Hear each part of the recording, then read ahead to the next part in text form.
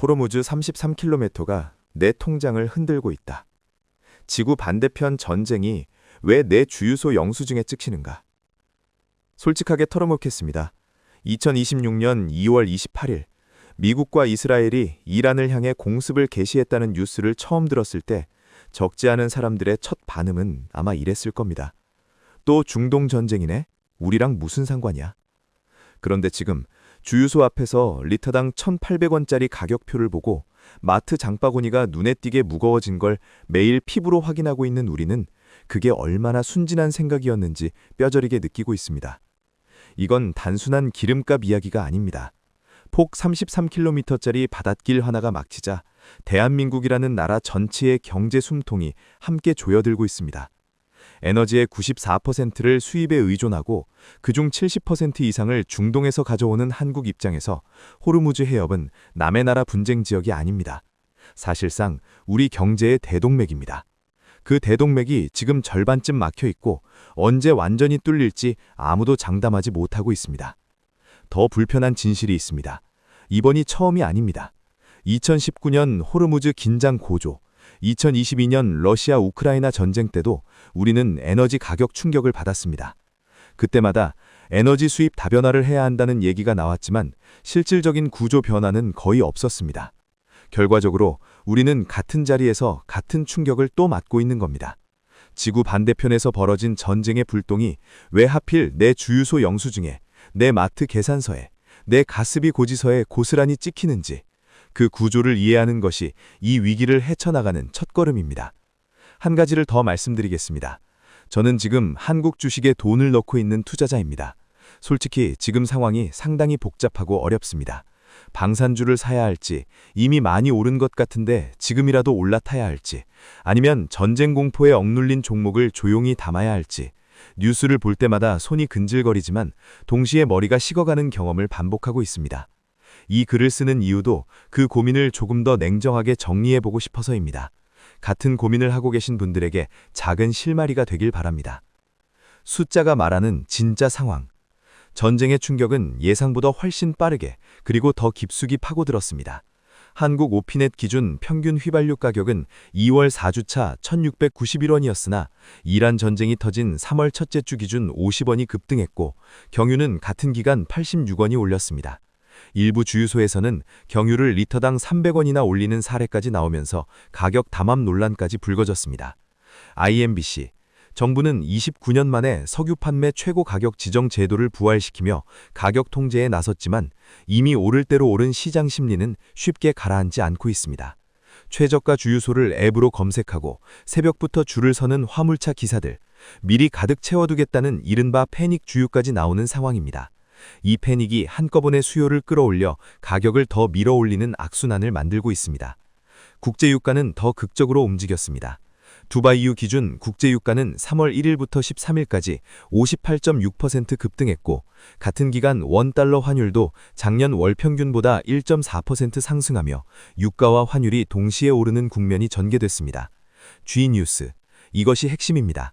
유가만 오른 게 아니라 환율도 함께 오르는 이중 펀치가 작동하고 있습니다. 같은 배럴의 기름을 사오더라도 원화로 환산하면 훨씬 비싸게 들어오는 구조입니다. 에너지를 전량 수입해야 하는 한국의 이 이중 구조는 다른 어떤 나라보다 치명적으로 작용합니다. 작년 이맘때 달러당 1,360원대였던 환율이 지금은 1,490원대까지 치솟았으니 유가 충격이 환율을 통해 한 번 더 증폭되고 있는 셈입니다. 수입 물가 통계도 이를 냉정하게 확인해 줍니다. 한국은행 물가통계팀장은 3월에는 유가와 환율의 동반 상승으로 수입 물가에 상방 압력을 줄 것이라고 경고했습니다. G뉴스, 2월 수치가 이 정도라면 전쟁이 본격화된 3월 수치가 발표될 때 시장이 받을 충격은 가늠하기 어렵습니다. 국제유가가 국내 주유소 가격에 반영되는데 보통 2-3주의 시차가 있다는 점을 감안하면 우리는 지금 진짜 충격의 초입에 서 있는 뿐입니다. 지금이 제일 싼 가격이라는 말이 허언이 아닌 이유가 바로 여기 있습니다. 산업 전반의 압박도 바르게 현실화하고 있습니다. 산업연구원은 미국 이란 전쟁이 촉발한 국제유가 급등이 국내 제조업 전반을 압박하는 가운데 석유 판매 산업이 가장 직접적인 타격을 받을 것이라고 진단했고 전쟁이 장기화할 경우 물가 상승과 경기 침체가 동반될 글로벌 스태그플레이션으로 번질 수 있다고 경고했습니다. 스태그플레이션, 즉 물가는 오르는데 경제는 멈추는 최악의 조합이 거론되기 시작했다는 자체가 예사롭지 않습니다. 유가 10% 상승 시 국내 제조업 평균 생산비가 0.7% 이상 오른다는 분석을 기준으로 역산하면 유가가 6, 70% 폭등한 지금은 생산비 상승분이 5%를 훌쩍 넘어섭니다. 이 비용을 기업이 혼자 감당하면 채용이 얼고 구조조정 얘기가 나오고 소비자에게 넘기면 물가가 오릅니다. 어느 쪽으로 가든 결국 우리한테 옵니다.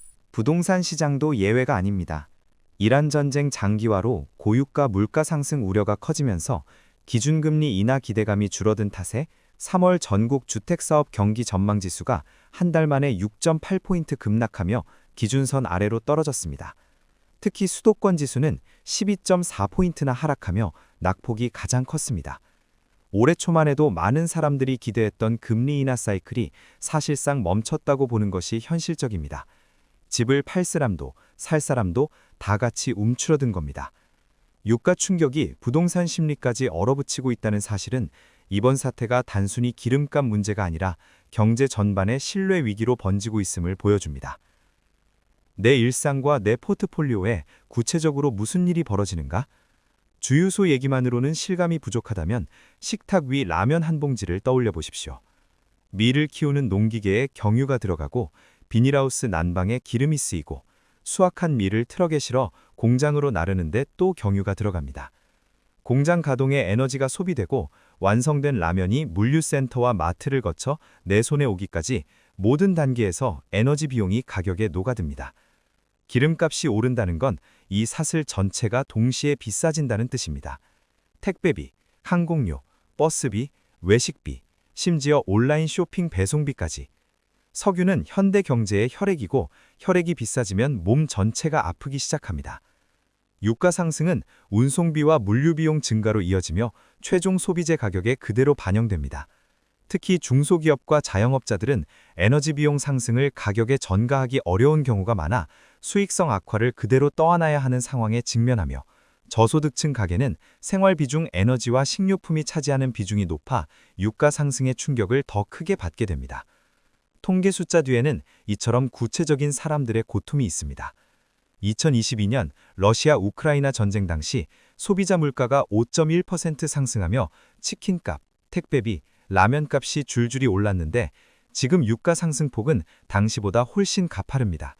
결정적 차이는 그때는 유가가 오른 뒤 비교적 빠르게 안정됐지만 지금은 호르무즈라는 물리적 장벽이 버티고 있어 쉽게 내려올 구조가 아니라는 점입니다. 이 상황이 가을까지 이어진다면 올겨울 보일러 버튼을 누를 때마다 가슴이 철렁하는 경험을 하게 될 수 있습니다. 소비자 심리도 이미 크게 흔들렸습니다. 미시간 대학교가 발표한 2026년 3월 소비자 심리지수 잠정치는 55.5로 3개월 만에 최저 수준을 기록했습니다. 전쟁 개시 전후로 설문을 분리해보면 1년 후 휘발유 가격 상승 전망치가 전쟁 전 10%에서 전쟁 후 42.6%로 4배 넘게 뛰었습니다. 합리적인 소비자들도 이미 미래를 부정적으로 보기 시작했다는 의미입니다. 더 충격적인 건 그동안 소비를 떠받치던 고소득층마저 심리가 급격히 꺾였다는 점입니다. 부자들도 지갑을 닫기 시작하면 이건 단순한 불안이 아니라 소비 자체가 얼어붙는 신호입니다. 소비 심리가 꺾이면 기업 실적이 꺾이고 기업 실적이 꺾이면 주식 시장이 흔들립니다. 아직 본격적으로 체감하지 못한 그 파도가 지금 먼 바다에서 몰려오고 있습니다. 이제 투자 이야기를 솔직하게 해보겠습니다. 한국 주식 투자자로서 이 상황이 참 어렵습니다. 방산주는 이미 많이 올랐고 조선해운도 전쟁 수혜 기대로 들썩이고 있습니다. 수치만 보면 지금이라도 올라타야 하는 거 아닌가 싶지만 냉정하게 따져봐야 합니다. 협상 타결이나 해협 개방 뉴스가 단 한 번만 나와도 전쟁 프리미엄이 충분히 반영된 종목들은 순식간에 급락할 수 있습니다. 올라가는데 한 달 걸린 것이 내려오는 데는 하루면 충분한 경우가 시장에는 비일비재합니다. 뒤늦게 올라탔다가 종전 뉴스 한 방에 급락을 맞는 시나리오, 충분히 현실적입니다. 그렇다면 시선을 반대쪽으로 돌려볼 필요가 있습니다. 글로벌 빅테크 기업 실적 우려, 미국 국채금리 급등으로 인한 외국인 투자자들의 셀코리아 움직임과 이란 전쟁 장기화 가능성이 복합적으로 작용하면서 코스피는 역대 최대 하락률을 기록하기도 했습니다. 시장 전체가 공포에 빠질 때 본질적인 경쟁력과 무관하게 함께 빠지는 종목들이 반드시 존재합니다. 삼성전자와 SK하이닉스는 지정학적 불안 때문에 고점 대비 15에서 18% 하락했지만 두 회사의 실적 방향은 메모리 업황 회복과 AI 수요 폭증을 등에 업고 여전히 우상향을 가리키고 있습니다. AI 반도체 수요는 중동 전쟁과 무관하게 구조적으로 성장하고 있기 때문입니다. 전쟁이 끝나면 유가 프리미엄은 빠지겠지만 AI 수요는 그대로입니다. 전쟁의 공포가 만들어낸 할인 구간이 오히려 기회가 될 수 있다는 분석이 나오는 이유가 바로 이것입니다. 이 비대칭성을 어떻게 활용할 것인가가 지금 한국 주식 투자자에게 주어진 진짜 숙제입니다. 대출을 가지고 계신 분들에게도 한마디 드리겠습니다. 유가가 오르면 물가가 뛰고 물가가 뛰면 금리를 내리기 어렵습니다. 변동금리 대출을 가지고 있다면 고정금리 전환을 진지하게 검토해 볼 시점입니다. 금리 방향이 불확실할 땐 고정이 안전판 역할을 합니다. 또한 유가 반영이 2, 3주 시차를 두고 생필품 가격에 올라오는 만큼 식용유, 밀가루, 라면처럼 저장 가능한 생필품은 지금 미리 확보해 두는 것이 실용적인 대응입니다. 지금 당장 할 수 있는 가장 현명한 준비는 거창한 것이 아닙니다. 오핀의 앱으로 최저가 주유소를 확인하는 습관, 알뜰 주유소를 활용해 리터당 50에서 100원을 아끼는 것, 한 달이면 1, 2만 원, 1년이면 적지 않은 돈입니다. 이 전쟁은 어떻게 끝나는가? 전쟁의 출구는 크게 세 가지로 압축됩니다. 첫 번째는 빠른 종전입니다. 이란 내부 정권이 흔들리거나 협상 테이블이 열리는 경우입니다. 트럼프가 가장 원하는 그림이지만 새 지도부가 해협 봉쇄 유지를 공식 선언한 상태에서 낙관하기는 이릅니다. 경제적 주식을 통해 이란 국민들이 스스로 정권을 뒤엎게 만드는 이른바 레짐 체인지 시나리오도 언급되고 있지만 이 경우도 시간이 걸립니다. 그 시간 동안 전 세계가 함께 피를 흘린다는 것이 문제입니다. 두 번째는 장기화입니다. 지금으로서는 가장 현실적인 시나리오입니다. 비축유가 소진되고 4월에 미국 소비자 물가지수와 개인 소비 지출 지표가 나쁘게 발표되는 순간 시장은 다시 한번 크게 흔들릴 수 있습니다. 코로나 때 곧 끝나겠지라는 기대가 무너지자 하루에 12% 폭락했던 패턴이 반복될 수 있습니다. 한국 배정분 비축유 2250만 배럴은 열흘치, IEA의 4억 배럴 방출도 20일치에 불과합니다. 그 다음에는 진짜 공급 부족이 옵니다. 세 번째는 전선 확대입니다. 러시아가 이란에 미군 위치 정보를 제공하고 있다는 정황이 포착됐고 이번 사태로 러시아는 고유가 덕분에 자원을 더 높은 값에 팔 수 있게 되면서 반사 이익을 누리고 있다는 분석이 나왔습니다. IMBC, 이 전쟁이 미국과 이란만의 싸움이 아니라 훨씬 복잡한 지정학적 방정식의 일부라는 점을 잊어서는 안 됩니다. 어떤 시나리오가 오든 당분간 에너지 가격의 불안정은 피할 수 없고 그 불안정의 피해는 에너지 수입 의존국인 우리에게 가장 직접적으로 떨어집니다. 이 위기가 우리에게 남기는 것. 딜로이트는 2026년 글로벌 경제 전망에서 공급망 불안, 에너지 가격 급등, 지정학적 분열을 올해 주요 잠재 위험으로 지목했습니다. G비우스, 예고된 위기였지만 막상 닥치자 우리 대부분은 준비가 되지 않았습니다. 국가 실적과 개인의 삶 사이에는 항상 시차가 있습니다. 방산이 돈을 벌고 조선이 호황이더라도 그게 내 통장에 바로 찍히는 건 아닙니다. 하지만 냉철한 판단으로 그 시차를 이해하고 활용하는 사람에게는 위기도 기회가 됩니다. 이번 전쟁이 우리에게 남기는 가장 뼈아픈 교훈은 결국 하나입니다. 에너지를 남에게 의존하는 나라는 지구 반대편 전쟁에도 지갑이 흔들린다는 것. 호르무즈라는 폭 33km짜리 바닷길 하나에 우리 경제에 숨통이 걸려있다는 사실. 이번이 아니었으면 이렇게 피부로 느끼기 어려웠을 겁니다. 공포에 휩쓸려 무작정 팔거나 이미 오른 종목을 뒤늦게 쫓아가는 양극단을 피하는 것. 기름값을 아끼고 금리 변화를 예의주시하며 전쟁의 불안이 만들어낸 진짜 기회를 냉정하게 가려내는 것. 위기 앞에서 평정심을 유지하는 사람이 결국 가장 유리한 자리에 서게 됩니다. 이 폭풍이 소나기로 끝날지, 한국의 에너지 구조와 투자 습관을 바꾸는 전환점이 될지는 결국 우리 각자의 선택에 달려 있습니다. 본 글은 정보 제공 목적으로 작성되었으며 특정 종목에 대한 투자 권유가 아닙니다. 모든 투자의 최종 판단과 책임은 본인에게 있습니다. 도움이 되셨다면 구독과 좋아요 부탁드립니다. 여러분의 응원이 큰 힘이 됩니다.